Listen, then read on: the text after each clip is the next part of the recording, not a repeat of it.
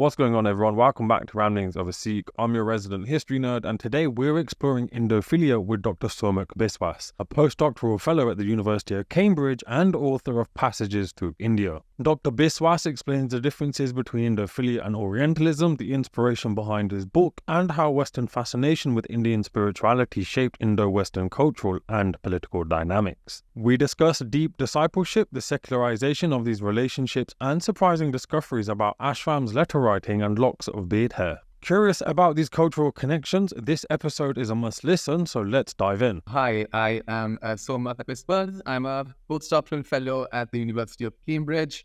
I'm a historian and I work on histories of race, sexuality, and migration, largely focusing on modern South Asia. I want to ask, and we do this with pretty much all of our guests when we try to find out a little bit more about themselves. Now, I just want to know what is your background? Where are you from? How does your upbringing and your family history and everything that kind of comes with that bring you to this point and your interest in history? And kind of how does that all kind of connect?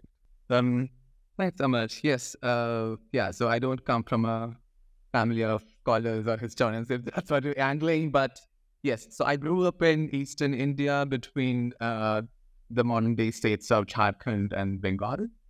And I think that there's a sort of personal hook to this research, which is, as often there is the case, right? So, which is that I did go to a Hindu missionary boarding school where I encountered some of the figures I would eventually end up working on. But a very different kind of encountering of those figures, very celebratory, of course, as it often is in such institution. That critical distance came only when I went to college and university, and particularly in Delhi, this is university called JNU, which is a hotbed of radical activism and thinking. The whole discipline of history really took a hold on me, right? And how to do engage, critical, fun histories, right? Which really excited me. So I think that was the hook to this particular research. And then how did that connect to you then coming over to the UK and like obviously you were at the University of Warwick and I was at the University of Cambridge. So like how did that all happen? Well, how to say it? So Warwick has always been it's slightly kind of a mid-range university, but at the same time it had a very good South Asian faculty for at least 3 to 4 decades. It was also a major cluster for this movement called the Subaltern Studies, and it did sort of host some major historians who were part of that collective. And that, I think, was the first major global contribution that came out on Indian scholarship, right? So, and that sort of fed into larger debates on history, but more widely humanities and social sciences, right? It was the 70s, 80s movement when new kinds of thinking were happening, decisions to look at non-elite actors, go beyond the celebratory kind of nationalist vanguard, so as to say, right? And Warwick was part of that larger shift. So that was definitely a major interest. And you had that sort of great cluster of people who were doing global history, South Asian history, British imperial history more broadly. And you might also know that sort of Coventry is the seat of the Indian Workers Association, right? Which was for a very long time drew Punjabi lefty kind of activists who literally were part of the Indian trade union movement, right, in the 30s. So all of those, I think, melded. I'm pretending and it's all hindsight kind of justification. I went on discovering these things and combined, my choice is not too bad, that's all those kind of things. And so that Coventry itself was, it reminds me of a post-industrial dystopia, so I think that's quite fruitful in intellectual thinking.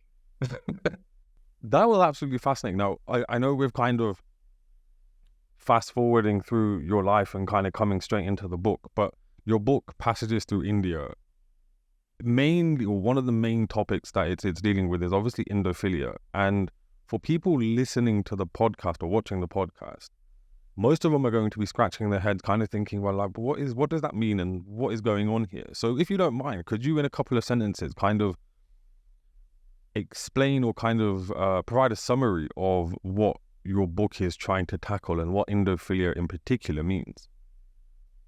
So in layman's terms, it's literally breaking of Indo and Philia, which is love for India. So I thought sort of the name of a book, say, Passages for Love of India, doesn't really quite sell it, right? So, so go for the slightly Latinish kind of word, right? So Indophilia is born. So it is a phenomenon, some kind of historical phenomenon in which a cluster of Westerners, rather, men, women, it cuts across race, class, gender, times, but very specifically for the 19th and 20th centuries, which is the part of history I look at. Sort of there is a movement in different parts of Western Europe and North America to sort of explore non-Western forms of life, religion, community. Right? So, and this is also happening in times of great distress. There are sort of moments of the Industrial Revolution in the West, which itself means that we want to find sort of non-industrial modes of life, which is no longer available. For instance, in Britain, certainly, as a place, not in America as much, right? So, and sort of it is this particularly interested set of Westerners who want to seek, right, other kinds of spirituality, religion, solace. A more shortcut way would be say these are the precursors to the hippie generation. They are the ones who want to kind of explore other forms of living and being, and so therefore ashrams in particular are very easy to go community life that they can find themselves there. So there's a desire amongst many of these Westerners to seek utopian modes of living and being, and they find that in Indian gurus and ashrams. And so it's this story about how that love for India is born, but is the historical cause for such a love, the conditions for it, and also the often very fractious consequences for this love, right? Which is what the book is about. Yeah. Obviously, there's a difference in time when this is happening, but how is Indophilia different to perhaps Orientalism and kind of the love for India that came slightly before this period? Late. I'm glad you asked that, Amar, because it's late. Orientalism is the intellectual project, right? So, which is, and for that, we need to turn towards Germany more strongly, or Germanic countries, where a cluster of intellectual thought that engaged with more broadly what they call quote unquote Eastern forms of philosophy, religion, right? So, which was in some ways, I think in most ways a very armchair philosophizing. These intellectuals didn't actually come to South Asia or generally the East, right? They were deeply mortified of coming, the truth be told. So it was this other kind of intellectual stargazing, right? This is a great land from which great philosophies were born, wisdom was spoken, Sanskrit was born, or other kinds of related Eastern languages were born. But at the same time, it's deep romanticizing of it at times. And in Germany, it actually, by the end of the 19th century, it feeds into aliens, right? So therefore, it creates its own kind of hierarchies and frameworks. But the truth is, Orientalism is an intellectual project. So the project I wanted to look at is when it will actually come to live in India, make a life out of India, and then what happens after. So there's a difference of actually being experiencing India on its own terms, adoption of very definitely and clearly and categorically Indian modes of life, dress, habits, thinking, and it is the practice of it that I was more interested in, not so much profession in that. No, thank you. That was more of my personal curiosity getting the better of me wanting to ask you. So thank you, obviously, for answering that. I think what is also interesting is it seems like the Indophilia, as you rightfully said earlier, is kind of the start of the hippie movement, and I can see how this then would connect to people like Rajneesh and people who create these huge followings at these ashrams. And it happens That's just one example. There are hundreds of thousands of them that we could go into. So just with the book then, I know we've spoken about your background. We've spoken about how you engaged with some of the people that you are re-engaging with in the book at an earlier point of your life. But was that the whole inspiration for wanting to explore this topic? Like what I guess was the turning point or the kernel or the bit in your kind of thought process where you're like, all right, this is the book I want to write. This is how I'm going to go about it. And equally, I assume it probably didn't just happen with the click of a finger. There may have been quite a long process for you to be like, this is what I want to write about, or this is what I want to engage with. Thanks. So basically asking me to speak about the historian's process. which is a close to the big Yeah, secret. and kind of like, and that initial, like, I know we've spoken about your interest, and a lot of the time it is a personal interest that pulls you in, but what was the point where you're like, I want to write about this and not, I don't know, about something else, considering how rich the history is that you could dive into? I would say, so I think it's a bit of a journey question. So I think it would begin by sort of completely confessing that, I went completely woolly-eyed into this project with full blinkers on, by thinking like, this is basically going to be a great man story. All these lovely white people coming to India and discovering like, and wanting to be like, so-called Indian, but on a Hindu register. But at the same time, the ultimately affirmative frameworks that I wanted to study, right? This is basically India, glory and greatness compared to, so yeah, generally like the thing is, okay, we generally focus too much on the British imperial side of the story, but not so much on those who rebelled against it. And honestly, this is well established in scholarship, in popular history, right? There are literally celebratory roads, stamps, that's institutions named after all these Western figures in India, right? Because they're that popular. And their attachment to Indian nationalists, like mainstream Indian nationalist and cultural causes, are so absolute that that's the easy mode to settle into. And I think sort of when I entered this thing, I thought that this is going to be maybe a slightly richer story, because I am I want to be a historian. I want to bring in slightly more empirical kind of research to it. But I think it would have been how there's people from all over the West came to South Asia and discovered the wonderful thing it is. I think by the second year, as my research deepened, the story got progressively darker. Right? So I began to actually discover threads of great exclusionary effects, and precisely it is this thing that really sort of spun the nature of the book I wrote.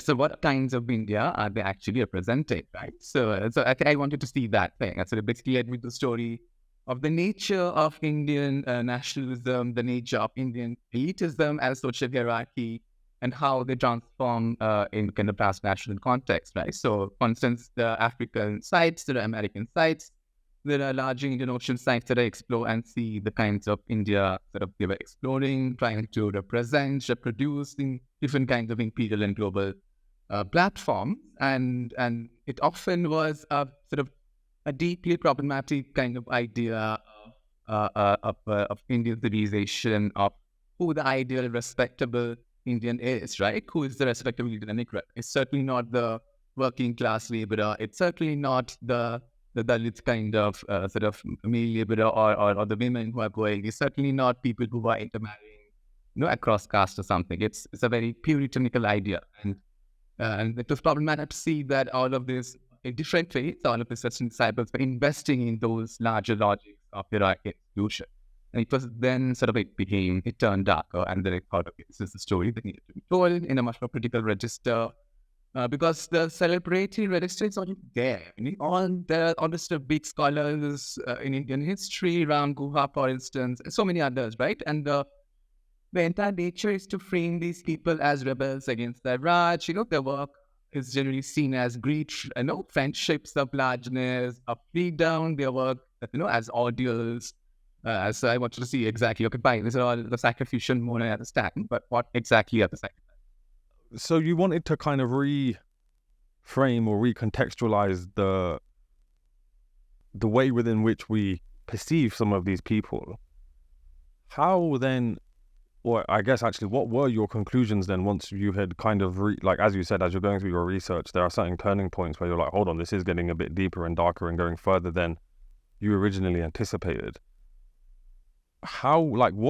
What are some of the conclusions then that you get to once you've kind of gone through that process of recontextualizing these individuals? The separate conclusions, I think. So I wanted to do this story without necessarily flattening the nuances, because these are all complex people, right? And I mean, it's not like they were given a blueprint, here are, the map of, exclusionary schema to implement it. It was not that cardboard. So it was often unintended consequences, often intended, but also generally unintended. So I wanted to tell the nuance of the story. So I think the conclusions I felt was first the nature of discipleship, which is generally quite sort of underemphasized, right? As to the emotional nature, the excesses of trying to prove themselves, the fully kind of cathartic modes that these disciples often go into. So I wanted to understand the story, and the conclusion is ultimately that, sort of how these disciples helped reify a respectable idea of India that had produced hierarchies of caste, class, race, and gender in different ways. So that's the larger, I would say, argument that runs throughout the book. But at the same time, there are a lot of smaller kind of, I would say, arguments that are there, which is, for instance, exploring intimacy, right? So the nature of intimacy between, for instance, male gurus and their male disciples. It's something that's not necessarily taught. There are lots of homoeroticism there, so which means, so it's not a story of smooth discipleship, right? So there are excesses. I found letters from Gandhi to these people, and also the male disciples to Gandhi, without homoerotic kind of love and longing. And so I try to tell some of that story. And sort of being to sort of live with these things. And we have on record Gandhi saying, like, I'm going to burn these letters because the world is not ready for them. And so of course, it's not necessarily like, it's not a full-blown sexual confession, but at the same time, they've made up their times, right? So we have to see, I read them as such, right? So I felt those were really exciting and interesting nuances. This might be a stretch, and this is also just my personal curiosity getting the better of me at this point. But could it be argued, though, that some of that language of like love and longing is almost similar to some of the language that you might see in like Bhakti movement poetry in terms of that longing? Like, I'm not saying it's exactly the same, but that like in the East, the longing for, especially in the I don't know, in the kind of context of the divine, or however you want to name it, especially within Bhakti movement poetry, is very much longing, or even within some Sufi poetry, like it's very, very much about longing and loss and desire. But is this something slightly different, something kind of a little bit outside of that context? No, I think you have hit the right point. There is modes of bhakti, but those are more discernible when it comes to female disciples.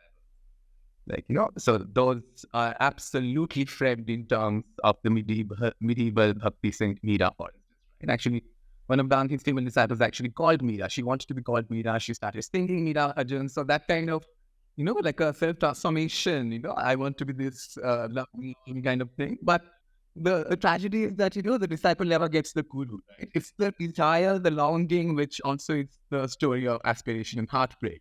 And that's exactly what it is, right? So, and I think Meera particularly got a really hard stick because, that there are limits to what love and longing could do, but that didn't stop her from trying to prove herself, right? So, and there's some really harsh sort of experiences which I'm happy to share. Definitely. I'm sure we'll get into it. But a question that I have then is it seems as though what is happening during what you're studying is that it's almost like a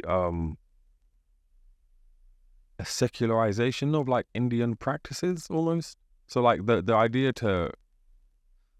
of a guru, especially for Sikhs, is it's absolutely part and parcel of our fabric. But it seems here it's almost like that context, and I don't mean just that context, that's just an example, but as in that Indian context is being almost taken out of its, like as in the systems are being taken out of its context and reused in a different plane. So this idea of a guru and a teacher with, say, yoga teachers, like Yogi Bhajan being a particularly infamous example, is just almost a shadow of that religious context. Or is that simplifying what's happening too much? No, I think that's a really sharp observation. I think you're on something. So there's something interesting happening. Yes, you're right. I think I would probably not use the word secularization, but definitely some kind of liberalization. Right? Yeah. It's basically partly chipping away as of the core rigidities of what constitutes a Hindu guru or ashram, right? That creates a space for these disciples to become disciples in the first place, right? So it's that double move, right? But ultimately they're subscribing or at least aspiring in some way to be, part of a certain identity. And of course, that identity is not fully Hindu, not fully sort of Christian or Western, but it's that range of, mixes that makes it more interesting.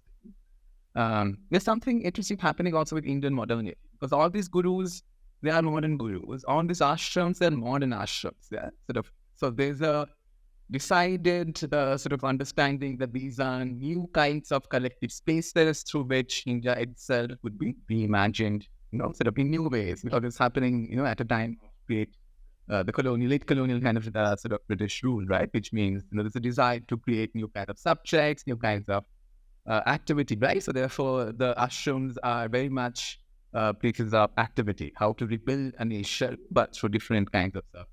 And this is something all our Gandhi, Vivekananda, and Tagore's kind of ashram state, right? Try to sort of reimagine the Indian kind of civilization, a nation in different ways. This isn't necessarily, but it's not included in your book, but it's just another question that I have, which is that, so towards the late colonial period, obviously post-independence, you have this, I don't know whether it's fair to call it a resurgence, but there is obviously this Indophilia occurring, and there are numerous of these gurus, quote unquote, who are collecting their followers, and there's, as we spoke, there's Rajneesh, there's loads of other people over time who fall into that category.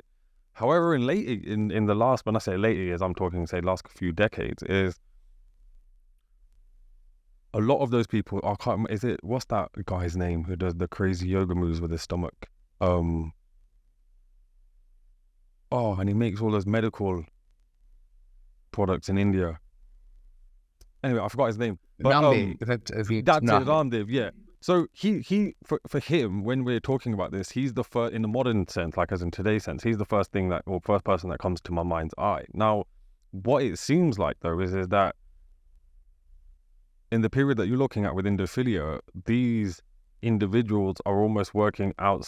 When I say working outside the government, I know they're not still part of the government, but there seems to be like a distance between them. Whereas nowadays, it's almost as though those gurus are being used as, I don't know, as like the clergy would have been used in medieval England. It's almost now like they've been kind of consumed, as in like that religious, pseudo-religious hierarchy that they command has now been connected or consumed. I don't quite know what the words are, but there's now a less of a distance between government and them. Why do you think over, say, since independence, that distance between these gurus, quote unquote, and the government has only just got closer and closer? That's just a troubling and long, that's why I'm troubling long reply. So just brace yourself on it, which is still, I think it's partly the nature of post-colonial governance in the immediate decades after partition, right? Which is, for all his failings, for all his limitations, he was a secular modernist, right? He was not particularly given to these kinds of religious nostalgia. So the kind of nation, at least the nation he wanted to push forward, was very much a break from these traditional religion kind of frameworks, right? But at the same time, this did not mean that more Hindu cultural organization and their work went away, right? The fact that they found a new locus, new engagement in the field of social and cultural activity, which they did, right? So which scholars have been saying that groups like RSS, for instance, right, all of whom are very powerful now, right? So they were in the immediate decades banned, but they found a new way to reinvent themselves as sort of cultural organizations, and they did that kind of low-brow work. So their work was for the long term, which is now paying off its dividends, right? So basically, which has led a lot of political commentators to say that the kind of India that Nehru wanted to reimagine was simply possible because India was not really ready. It was not organic. Right? So the kinds of processes and institutions it was foisting was not really nurtured from below.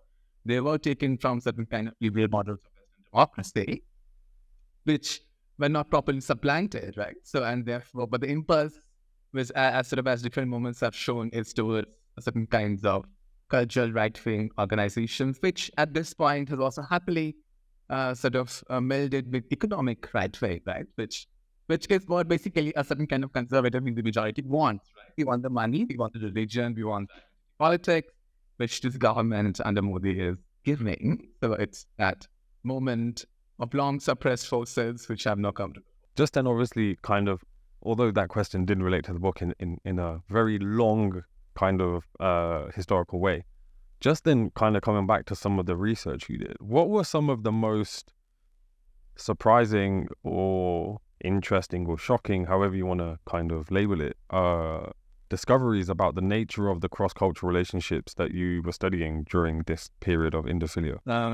I would say the beard hair, I would say. So, yeah, it's a relationship. You don't really find a Nobel laureate kind of beard hair every other day in the archive, right? So I would say that's definitely the find of the, I want to say century, but maybe, yeah, perhaps China's a big find. It's, you literally the middle of a really blustery exit archive and then bang on your lap or, this sort of, yeah, but this sort of made me realize that disciples in India had clearly chopped off a lock of a beard hair from the whole kind of beard or whatever body and then sent it up to, so the English disciple who lived in Devonshire.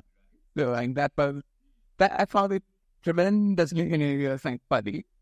But also, all of this happened, when Tagore had died. So, clearly, he bound when he was dead. So, it made it even perversely funny. But if you sort of shine a light on the larger relationship between gurus and disciples, and I think the point on the discipleship is how a body relic could be a medium to, sort of remember the guru, or which, of course, speaks to longer traditions, both in India, as to how body relics of things, in particular the West, becomes part of the disciple, sort of cherished kind of. With that in mind, and this is my curiosity again getting the better of me, but it seems as though a lot of the pull for the Indophilia for these teachers and these so-called gurus is the fact that they, as you said, they act as some type of medium. And I think what is interesting and what is often brought out in some of those documentaries that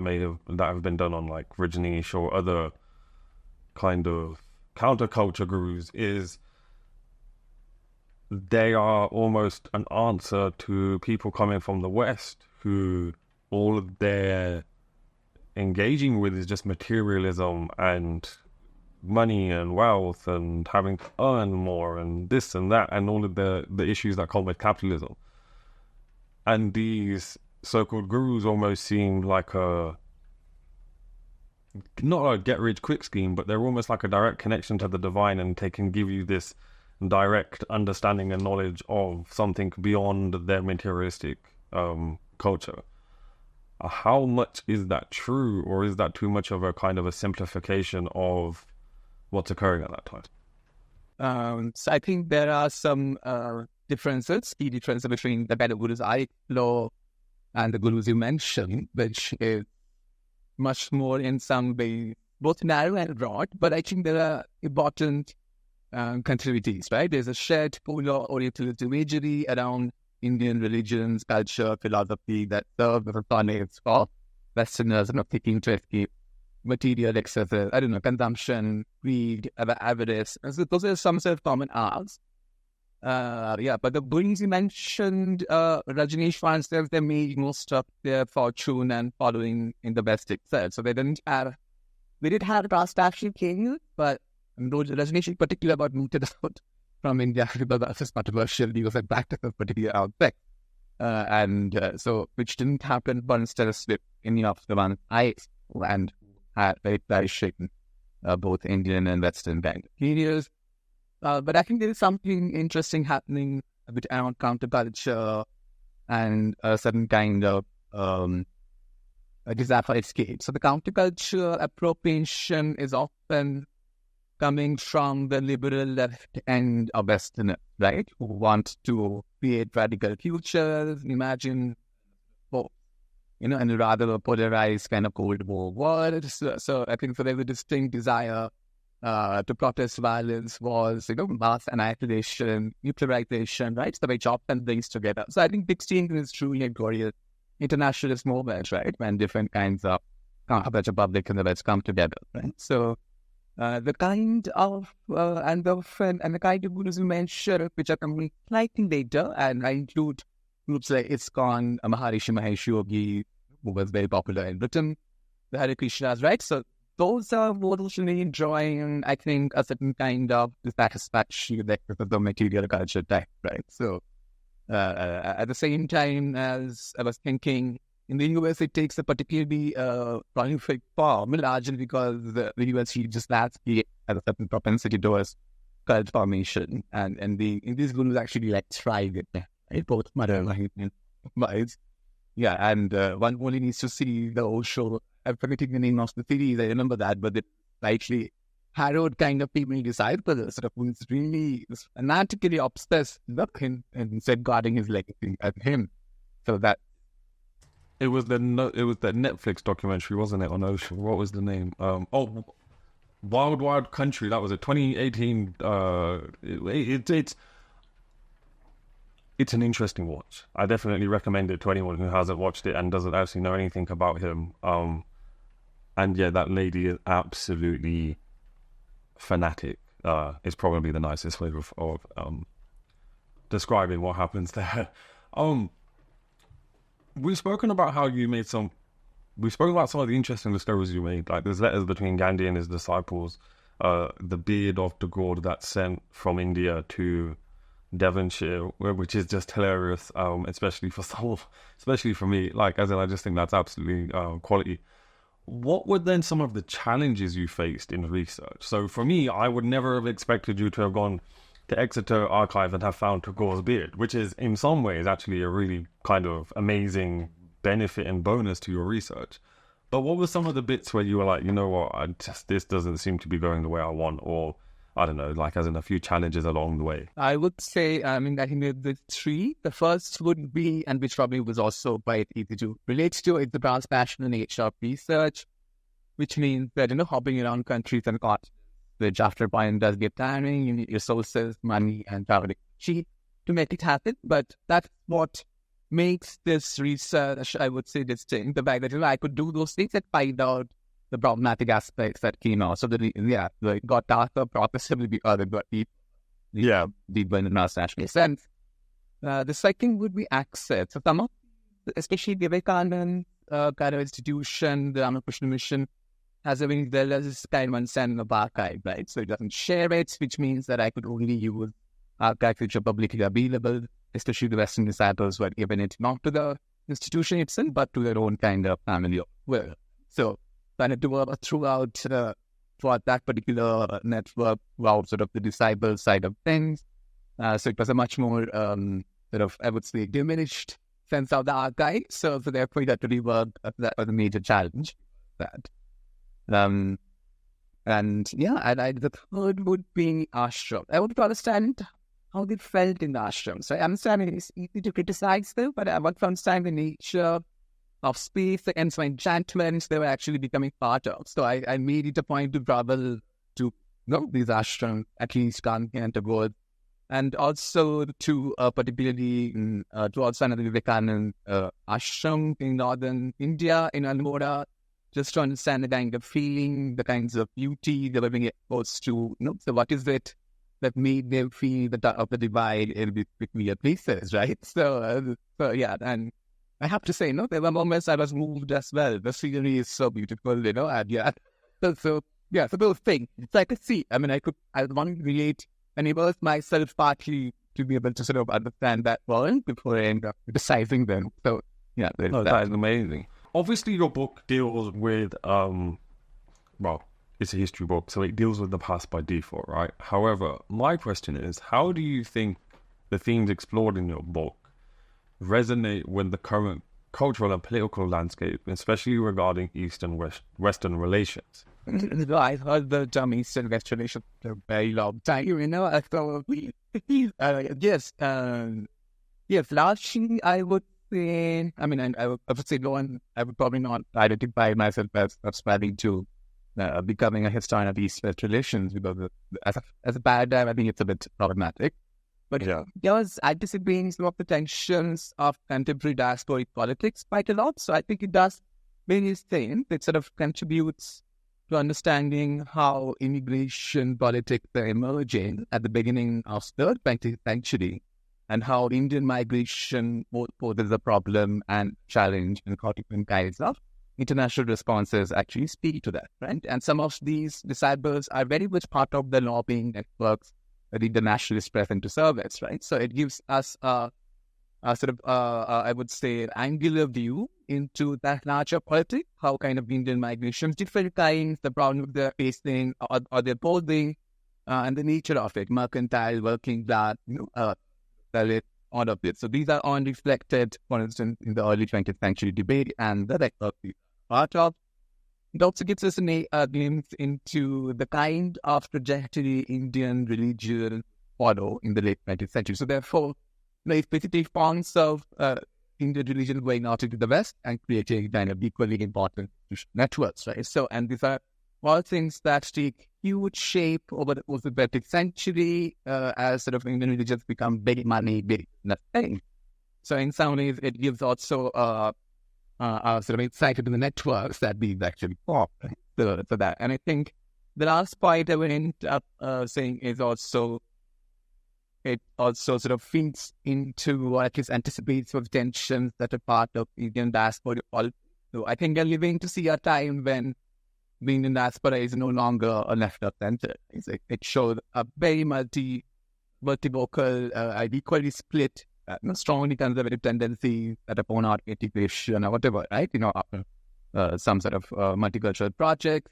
So it gives us into some insight into the nature of how a certain kind of elite Indian discourse wanted to position themselves, right? So and which is not necessarily falling kind of on the progressive side of that. I think those are the few things that keeps. No, definitely.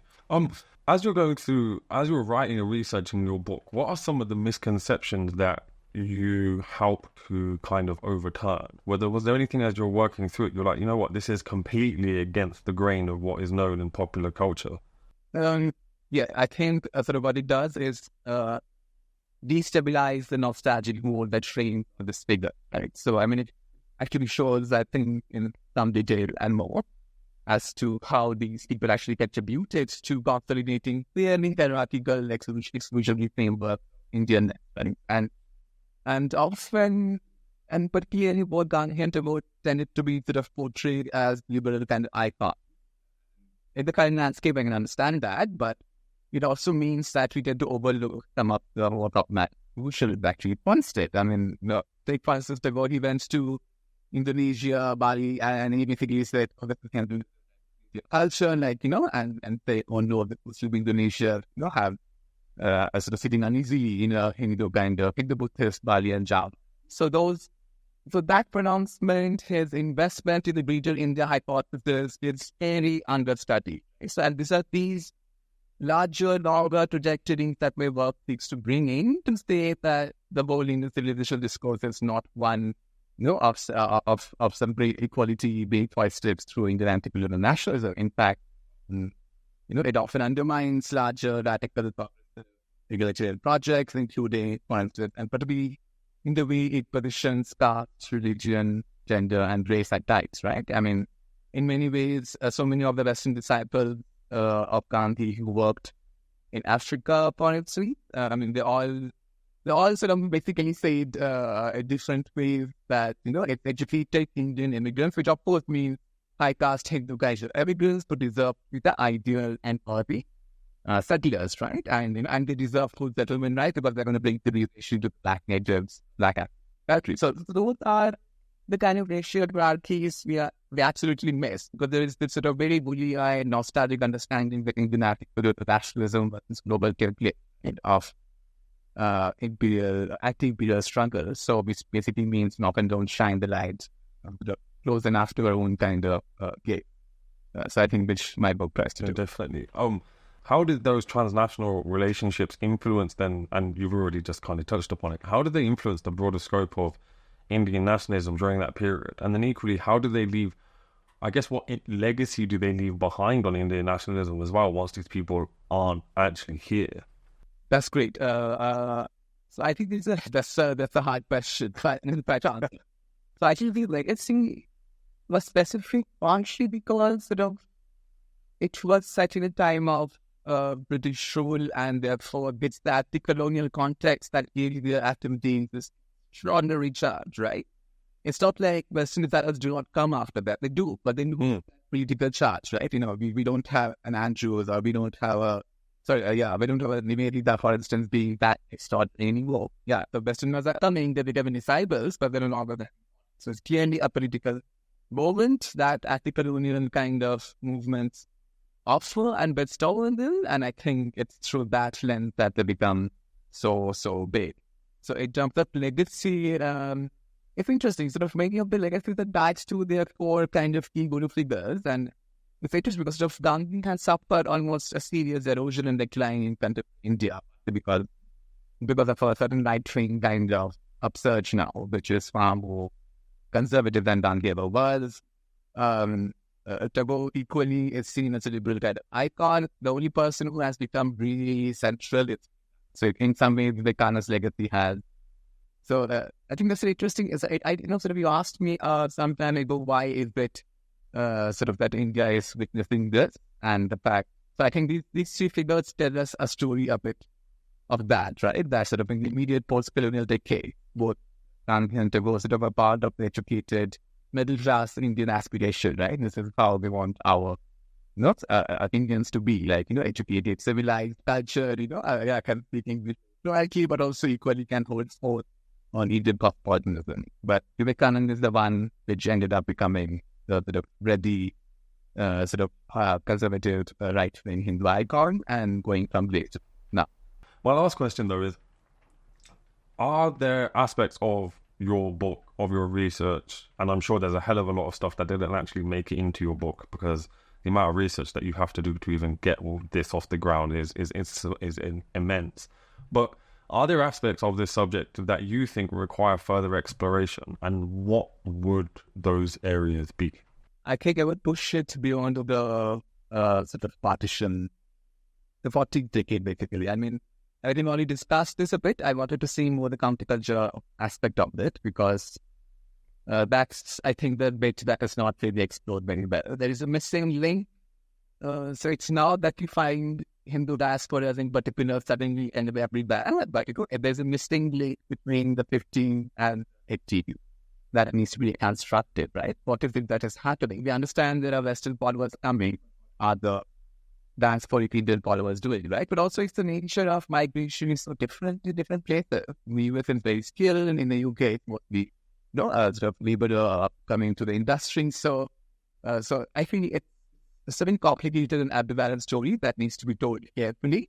But there is definitely something in the counterculture movement that needs to be counterculture. And I think sort of it's there that I probably hope. Thank you. We've had to use multiple recording softwares to get this completed. So thank you for your patience in repeating yourself so many times. The last thing I want to check is I've gotten through all of the questions that I had prepared, and we've gotten through probably a fair amount more that just came up during the conversation. Is there anything that you want to include or think we need to cover, or anything in particular you want to just mention before we wrap up? No, I think I'm good. Yeah, I mean, yeah. So you should have told me that, I have a question to ask, and I can actually wait.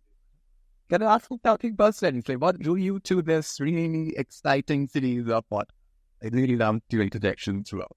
Oh man, okay, so there's loads of reasons that kind of all come together.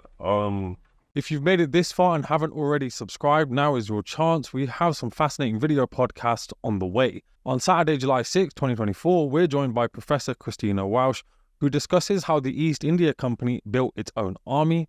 The week later, on Saturday, July 13th, 2024, we're joined by historian Callie Wilkinson, and again we explore the East India Company, but this time how it conquered an entire subcontinent. Finally, the week after, on July 20th, we're joined by Dr. Alan Jeffries, Head of Equipment and Uniform at the National Army Museum, who talks to us about the training of the Indian Army during the Second World War.